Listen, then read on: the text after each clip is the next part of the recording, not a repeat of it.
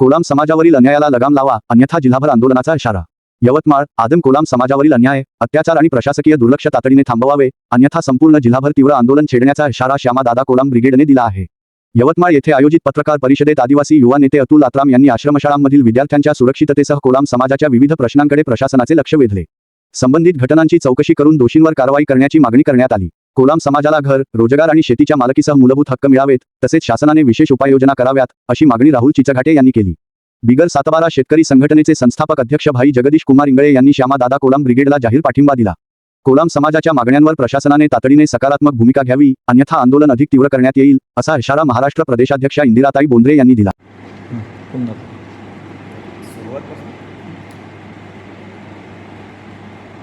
नमस्कार, माझं नाव राहुल माधवराव चिचघाटे आहे आणि मी श्यामादादा कोलाम ब्रिगेडचा सदस्य आहे. आम्ही पत्रकार परिषद यासाठी बोलावली आहे की कुठेतरी आदिवासी आश्रमशाळामध्ये लाखो रुपयाचा निधी येतो, तरी आमच्या आदिवासी जी मुली, आज आमचे मुलं कुठेतरी आज जीवनदीप आश्रमशाळेचं उदाहरण आहे. एक 2025मध्ये घडलेली घटना, आश्रमशाळेत एक विद्यार्थिनी आमची मरण पावली आणि आज गडचिरोलीसारख्या ठिकाणी आश्रमशाळेत 6 विद्यार्थी सर्पदंशाने 3 विद्यार्थी दगावल्या आणि 3 विद्यार्थी अजूनही ते आहे दवाखान्यात. कुठेतरी आदिवासी समाजावर कुठेतरी अन्याय होत आहे आणि आमचा पैसा नेमका जातो कुठे. आज पावसाळी अधिवेशनमध्ये माननीय आपले मुख्यमंत्री साहेब यांनी आदिवासी समाजासाठी कोलाम, कातकरी आणि माडिया या जमातीसाठी 21,000 कोटी रुपयाची निधी तरतूद केली होती.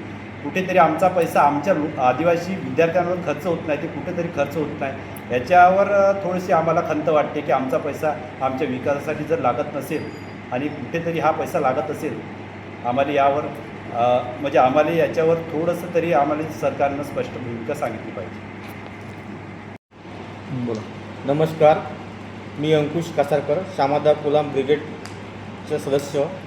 मी मागील एका वर्षातील जीवनदीप आश्रमशाळेमध्ये कुमारी दीपाली कोमटी याचा तब्येतीमुळे मृत्यू झाला. त्या मृत्यूची अजून सखोल चौकशी झाली नाही. तिचा मृत्यू कशा प्रकारे झाला ते सुद्धा शासनातून आम्हाला संघटनेला आम्ही मोर्चा काढला, निवेदन दिले, पण त्याची माहिती दिली नाही. आता मुळात आदिवासी समाजावर बऱ्याचशा हॉस्टेलमध्ये, जसं आता गडचिरोलीमध्ये 3 मुलीचं सरपंच दगावल्या आणि 3 मुली आज सध्या ते दवाखान्यामध्ये आहे. या सर्वची जे आदिवासी विभाग खर्च करत आहे तो पैसा नेमका कुठं जात आहे हे आम्हाला माहीत नाही पडला. त्यामुळे आम्ही येणाऱ्या काळामध्ये भविष्यामध्ये या पुढल्या महिन्यात आम्ही शासन किंवा कलेक्टर जिल्हाधिकारी कार्यालयात धडक मोर्चाचं नेतृत्व आम्ही करणार आहे. माझं नाव गुरुदेव घोडणारे, श्यामादादा कोलाम ब्रिगेडचा सदस्य. विषय असा आहे की आमच्या ज्या मुली मरण पावल्या आश्रमशाळेत, अति संकट म्हणजे त्यांच्या जे प्रकृती घालवून मरण पावल्या, सर्पदंशानं मरण पावल्या. पण त्या आश्रमशाळेची दुर्व्यवस्था अशी आहे की तिथं जेवणाची व्यवस्था नाही, तिथं त्यांच्या राहण्याची सोय व्यवस्थित नाही आहे. आश्रमशाळेच्या शिक्षणाची एवढी दयनीय परिस्थिती आहे की तिथं मुलं आपण पाठवतो, पालक मुलं पाठवतात, शिक्षकाच्या भरोशावर पाठवतात, संस्थेच्या भरोशावर पाठवतात, पण त्यांना ते जो योग्य सोय मिळाला पाहिजे, सुखसुविधा मिळायला पाहिजे, ती मिळत नाही.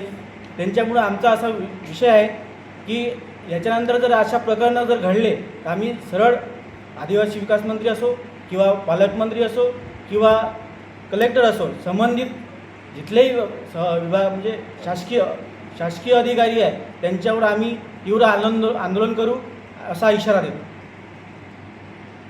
मुख्य संपादक लक्ष्मण वानखडे, नॅशनल एकता रिपब्लिकन न्यूज NR न्यूज.